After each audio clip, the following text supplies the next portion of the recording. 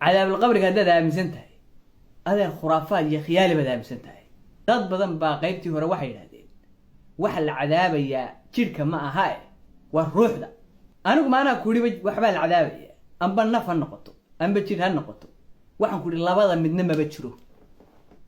إلى عاد آخرتك طول وحسابيو وح عذابه شرا هدانو أدون كاهين ما شرا ما هلا يا أبي فيوسكي وقلي عذاب القبر وحابا يقدر فيديو وهرو وقصة هلا وكوهي عذاب القبر وحبا كما تشيرو عذاب القبر وخيالي قفك هدو بدل لقود ريدو يهدي لقو بحقين لقو عذاب يا قبر حقوكو أركيا فيديو قبل هالكا صوت دغانيا فيوسكي سو كفانيا wuxuu taagan yahay wiilkan yar waxa culimo Soomaaliyeed jirta cadaabul qabriga ay ka baqaan oo ka sheekeeyaan waa khiyaali ana soo ogaaday waxa culimo caalamka jirta oo dhan cadaabul qabriga ay ka baqaan oo Ilaahay ka magan galaan waxaasba waa been oo ana soo ogaaday wixii culimo iyo taabiciin iyo asxaab diintan u soo halgantay oo dhiig u soo daadisay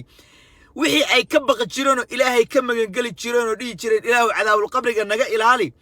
waxaas ay ka baqayeen ay ogaan waayeen ana idin soo ogaaday buu taagay nabi maxamed sallallahu alayhi wasallam ducadu uu ku ducaysan jiro allahumma inni a'uudu bika min 'adab al-qabr wa min 'adab jahannam wa min fitnati al-mahya'i wa mamati wa min sharri fitnati al-masih ad-dajjal ducada nabigu uu ku ducaysan jiray iyo nabi maxamed waxa uu ka baqi jiray oo 'adab al-qabriga ah waxaas ba inay khiyaali yihiin baan soo ogaaday ayuu taagan yahay laakiin su'aasha isweydiinta mudan baa waxay tahay yaad ka soo ogaatay seeso ku soo ogaatay yaa soo ku ogeysiye xageesa ka soo akhris qofkan oo kale markaan u jawaabayno ma aan macnaheedu ina iyaga buunbuuninayno dadkan oo bulshada barayno soo hor bandhigayno macnaheedu waxa weeye dadka yar oo lunsan oo commentiska ugu qora alla walaa waa runtiis waa saxan yahay kuwaas oo kale baa la baraarujiya oo runta loo sheegaa waxaysan ogeyn oo laga qarinayo iyo waxa beenta looga sheegayo baarun looga sheegayo la tusiya macnaheeduna ka dhigi mayso inaad adigu sheekh tahay ama diintan aad ku xeel dheer tahay ee intaasba cid kasta way taqaanaa wayna soo baratay inta taqaaniin bulshadiina ku baraarujiyo u sheega inta aanan ku galin cadaymaha iyo daliilaha Ilaahay subhanahu wa ta'ala quraankiisa uu ku cadeeyay cadaabul qabri in ay jirto iyo ahadiisa nabiga maxamed sallallahu alayhi wasallam inta aanan bal daliilaha iyo cadaymaha aanan ku galin bal si logic ah oo maskax gal aan kugu jawaabo doodiisa waxa kamid ahayd Ilaahay subhanahu wa ta'ala cadaabul qabri buu sheegay qabriga la isku cadaabayaay qofka badda ku dhinta iyo qofka meydkiisa la gubo Ilaahay seebu u cadaabaya haduu cadaabul qabrigu yahay wax jira waxaad is weydiisaa adigaaga hadlaya oo Ilaahay awoodiisa tartanka kula jira 30 sano iyo 40 sano ka hor adiga dhanba ma aadan ahayn wax jira Ilaahay subhanahu wa ta'ala ba calool ku galiyay caloolna kugu irsaaqaysay markaad banaanka u soo baxdayna Ilaahay baa ku siiyay awood aad ku garato naaska hooyada Ilaahay irsaaqada ka siinayo meesha uu ku yaalo adoo naaska hooyada raadinaya soo baxday Ilaahay baa ku abuuray oo lafa ku yeelay oo inta ku soo leekaysiiyay tusaale adiga iskugu filan Ilaahaga adiga ku abuuray oo qofka hadlaya maanta ka dhigay 100 sano kadibna ka dhigi doona lafa aanan jirin ma kula tahay Ilaahaas in uu meydkaaga hadii la gubo iyo haduu bad ku baabao iyo hadii la waayaba intuu ku soo qabto uusan ku cadaabi karin ama ku jannayn karin hadda u fiirso meydka aalada Ilaahay seebu cadaabaya hadii la gubo ama hadii bad lagu rido Ilaahay seebu qabriga u geynaya u cadaabaya meydkaas soo ma joogo Ilaahay isagoo aanan jirin qof markii hore ka dhigay isagoo noolna nafta ka qaaday ma kula tahay Ilaahaas inuusan meydka intuu soo qabto uusan cadaabi karin ama uu jannayn karin ma kula tahay intii lagu gubo dambas laga dhigo Ilaahay intuu isku ka ururiyo inuusan ku cadaabi karin ama ku jannayn karin hadda u fiirso waa Ilaaha nabi Ciise alayhi salaam awoodda u siiyay intuu dhoobo isku soo ururiyo sidii shimbirta oo kala ka dhigo uu ku hafuufo ay sida ku duusho shimbir u ekaato Ilaaha awoodda nabi Ciise saa u siiyay ma kula tahay si kasoo dambas lagaaga dhigo intuu isku ka soo ururiyo inuusan jannana ku geyn karin cadaabna ku geyn karin bal aynu u soo noqono quraanka iyo daliilaha Ilaahay subhanahu wa ta'ala cadaabul qabriga uu ku sheegay Ilaahay Fircawn iyo qoomkiisa markuu halaagay oo ka badbaadiyay ninkii mu'minka ah Ilaahay quraanka wuxuu ku yiri annaaru yu'raduna 'alayha Fircawn iyo qoomkiisa waxa loo soo bandhigayaa naarta quduwan wa 'ashiya subax iyo galab baa waxa loo soo bandhigayaa cadaab oo cadaabta ay ku soconaysaa meesha subaxa iyo galabta leh waa halkee ma maalinta qiyaame baa subax iyo galab leh u fiirsa inta aayaddu kuma eka cadaabtooduna intaa kuma eka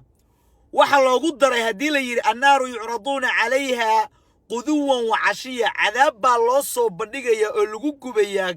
galab subax iyo galab intaa keliya cadaabta kuma eka wayowma taquumu saacatu maalinta saacadda qiyaamuhu marka uu dhaco u fiirso markuu qiyaamuhu dhacana maxaa la odhanayaa adkhiluu geliya aala fircawna fircawn iyo dadkiisa geliya ashadda alcadaab cadaabtii kululayd oo ugu darnayd geliya marka waxaa ogaataa cadaabta loo soo bandhigayo subax iyo galabta waa cadaabulqabriga una fiirso fircawn meydkiisu adduunku qolofkiisii dul yaalla laakiin cidda cadaabaysa oo cadaabtaas subaxda iyo galabta ku cadaabaysa waa ilaahay sida u cadaabayana ilaahay baa yaqaana ilaahay subxaanahu wa tacaala waa facaalun limaa yuriid sida uu raba yeelo weeye kow taasi waa daliisha koowaad oo daliil u ah cadaabulqabri inuu jiro aayaddaa waxay caddaynaysaa saacadda qiyaamuhu inta aysan dhicin in ay jirto cadaab kale quduwan wa cashiya galab iyo habeen loo soo bandhigayo meesha galabta iyo habeen kale waa inta aanan ahayn qiyaamaha waana qabriga ma intaa keliya daliiluhu may sidoo kale ilaahay subxaanahu wa tacaala aayaddii uu kaga hadlayay munaafiqiinta suuratu tawba miman xawlakum min alacraabi munaafiquuna kuwa reer baadiyaha waxa ka mid ah kuwa munaafiqiina wa min ahli lmadiinati reer madiinana waxa ku jira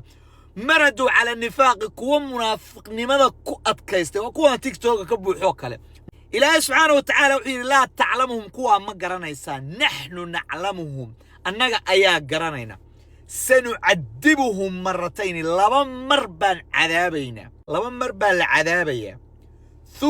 marka labadaa mar la cadaabo uma yuradduuna kadib waxaa loo soo bandhigi doonaa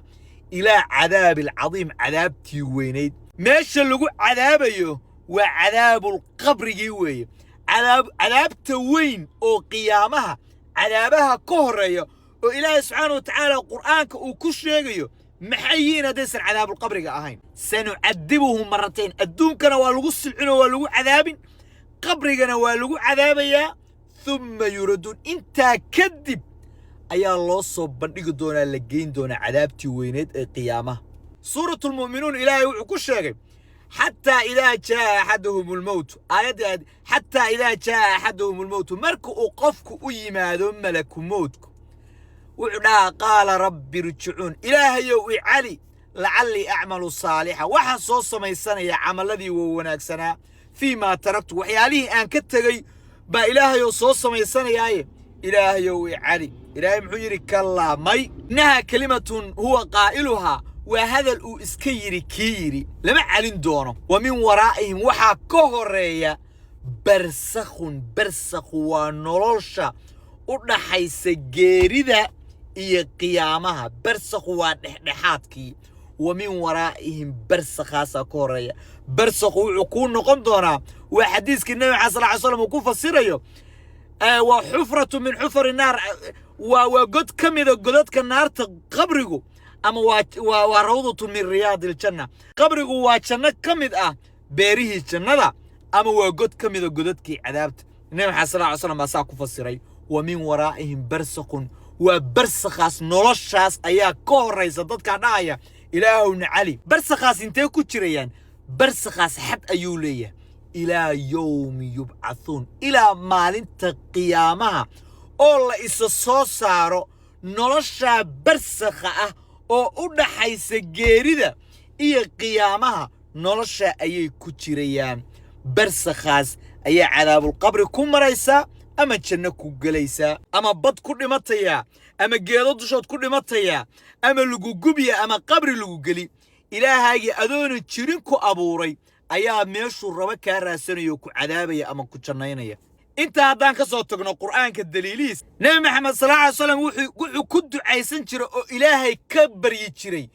oo dhihi jiray allaahumma ilaahayow innii acuudu bika waxa aan kaa magangelayaa min cadaabi alqabri qabriga cadaabtiisaan ilaahu kaa magangelayaa wa min cadaabi jahannama cadaabta maalinta qiyaame ee jahannamaan kaa magangelayaa wa min fitnati almaxyaa fitnada noloshaan kaa magangelayaa geerida fitnadeedaan kaa magangelayaa wa min fitnati almasiixi dajaal fitnada masiixu dajaal baa kaa magangelaya waa ducadii nabi maxamed sallallahu alayhi wasallam uu ku ducaysan jiray sidoo kale axaadiista qabriga ka hadlay nabi sallallahu alayhi wasallam way badan yihiin xadiiskii waxa ka mid ah nabi sallallahu alayhi wasallam uu qabriga soo maro uu yiri laba nin oo la cadaabayo uu ku yimi uu yiri labada nin oo la cadaabayo waxa loo cadaabaya midkood kaadida iskama uusan dhowri jirin oo isagoo najaasa oo kaadilu meel kasta ku mari jiray midka kalena nabiimi ayuu ahayo dadku isku diri jiray cadaab xadiis saxiix ah oo aan cidna isku khilaafsanayn oo nabigu uu sheegay oo asxaabtu ay wada ogaayeen oo taabiciintu ay ogaayeen oo ummadda islaamka ay dhan ay ogaayeen waa xadiis noocaas oo nabi sallallahu alayhi wasallam ka sugan cadaabul qabri in ay jirtana nabi sallallahu alayhi wasallam sida u sii cadeynaya waxaan ku soo gabagabeynayaa hal jawaab ugu dameyso aan siin doono su'aaluna weydiiyay bal cilmi yaridiisa iyo sida uu u fakarayo oo uga aradan yahay quraanka iyo diintan bal su'aashiisa dhageysta jawaabtana waa siin doonaa haddaan leedin cadaabul qabri baa jira imaka su'aasha ka jawaaba bari toole haddii uu waxa way qiyaamuhu dhaco soo aakhira toos loo toogi maayo cadaabul qabri kimiya bari toole maya bari hadduu qiyaamuhu dhaco loo tegi mayo toos yaa kugu yiri adiga toos baa loo tegayaa oo waxaas oo dhan waa la dhaafayaa oo lama dhimanaya yaa kugu yiri quraanka weliga maadan akhrin miya quraankay ku cadahay nidaamka la marayo markuu uu qiyaamuhu dhaco ilaahay subxaanahu wa ta'aala suuratu zumur wuxuu ku yiri wa nufikha fi as-suuri fasa'iqa man fi as-samawati wa man fi al-ardi إلا ما شاء الله ثم نفخ فيه أخرى فإذا هم قيام ينظرون بونكا لها فوفي دونا مركا قيامها ودعيو أو إلهي بونكا لها فوفي دونا بونكا مركا لها فوفنا وحمير دبول مي دونا أما لمن دونا إد كستا أو كسوغنيت سمدا إيقلوكا إلا ما شاء الله إلهي إنت أو كريبا أو دونا معاهني cid kasta way dhiman ilaahay inta uu ka reebo maahane marka la dhinto oo buunka la yeeriyo inta dhimashada lagu jiro thumma nufikha fihi ukhra markala buunkii la hafuufi doona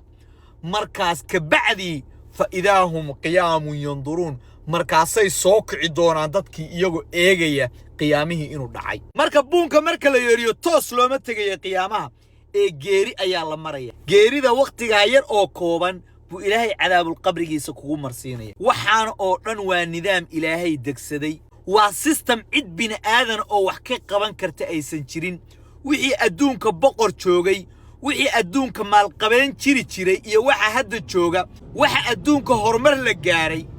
ma jiro cilmi samayn karo qof bin aadan mana jiro cilmi kasta hala keene علمي لغو باتشين كرو جيريدا أوداس إلهي كليالة بين آذن كان إلهي بالة إلهي با أدون كان امتحان أوكياني امتحان كا إلهي أدون كا أوكياني